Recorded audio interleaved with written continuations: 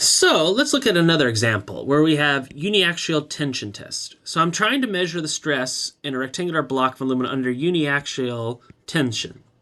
So we have this rectangular block.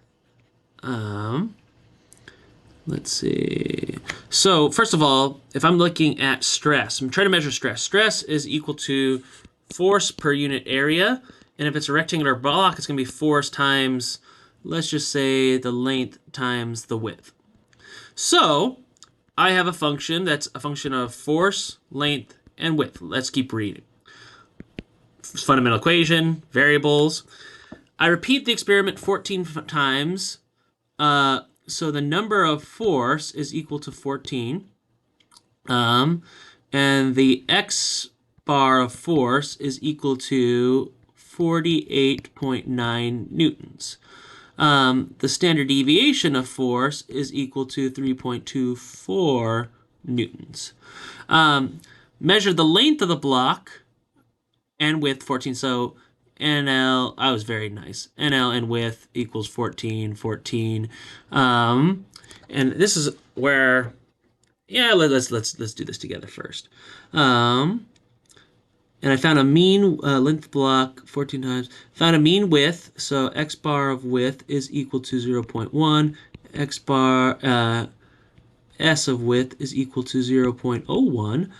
X bar of length is equal to 0.5. And then the deviation of length is equal to 0.02. I measured my length and width with a micrometer. So my uncertainty in the length is equal to the uncertainty in my width is equal to 1 times 10 to the minus 6 meters. It's important that we all keep our values consistent here. And the uncertainty in the force is plus or minus 1 newton. So what's the total uncertainty in the stress? Now, in this problem, we are clearly going to have both bias error and precision error. And so basically our total uncertainty in stress is going to be equal to square root of the bias error in stress squared plus precision error in force squared plus precision error in width squared plus precision error in length squared. Now, automatically, if we do the bias error calculation, which we've done previously, if we do that, we are going to have units that are in pascals, because that's our units of stress. But my precision error in force is going to be equal to, precision error in force is equal to, if we look at a 95% confidence interval, it is going to be equal to T of 0.025, 13 times standard deviation, of force over square root of number of force. And that is always, the only unit here is newtons. So I have newtons here. So the only way that I am going to be able to calculate a total uncertainty is if I normalize by our x bar of F. So take that precision error and divide by the nominal value of that force. So let's break this down. I always like to start with precision error first. But we can, first let's actually just kind of tabulate some values here. Yes, I really want to quit the kernel. Let's move this over here a bit. Let's scroll up so we can type some good things in here. So let's go ahead. So stress is equal to F divided by L times width.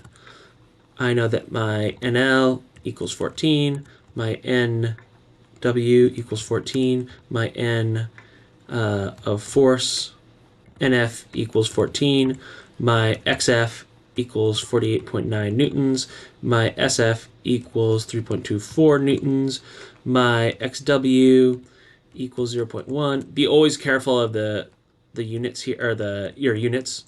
We need to make sure, obviously, we're in SI, which we are in this problem. SL is equal to 0.02.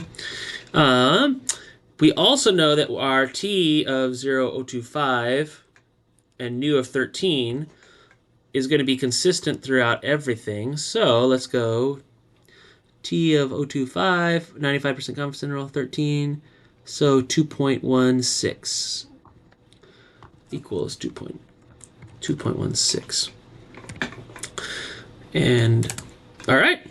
So I'm going to start with precision error first. So my precision error in force that I'm going to utilize, actually, I'm just going to do precision error. T025, that times S of F divided by square root of NF.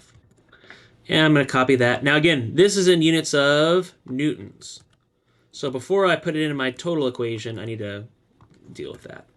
I'm going to do length, length, and length. I'm going to do width, width, and width. All right. I'm going to do my total bias error. So bias in, actually, I'm going to do ds df, which is equal to derivative of stress, stress with respect to f. Excellent. I'm going to do ds dl, which is equal to derivative of stress with respect to L. ds d width is equal to derivative of stress with regards to width.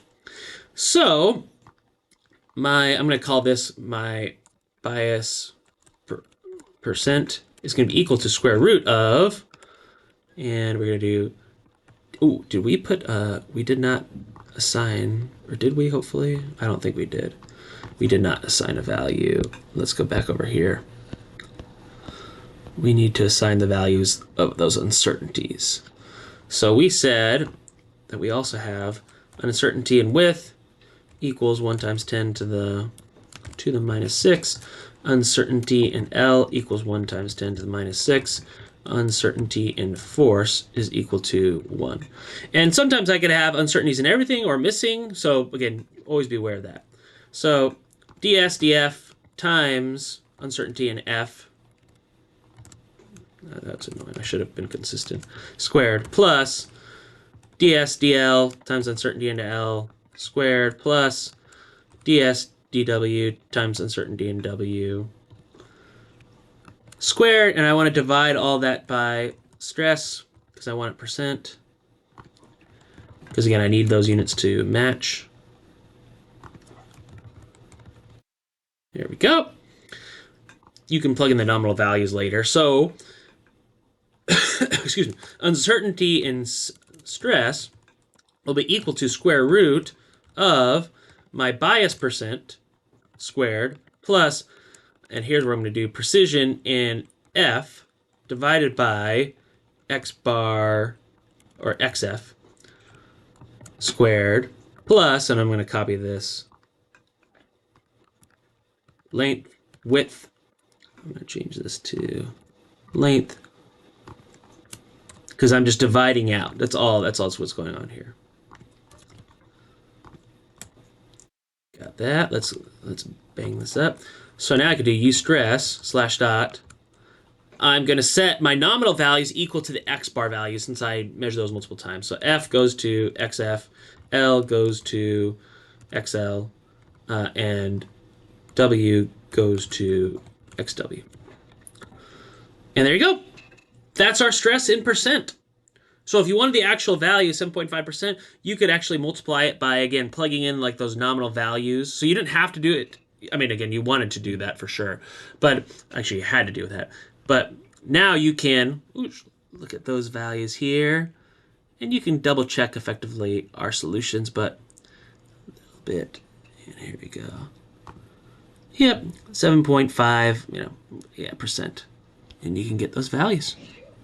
So there it is. So good luck on your problem set. And again, these are just some kind of suggested ways that you can basically reduce when you're calculating total uncertainty. These are the problem sets we kind of laid out.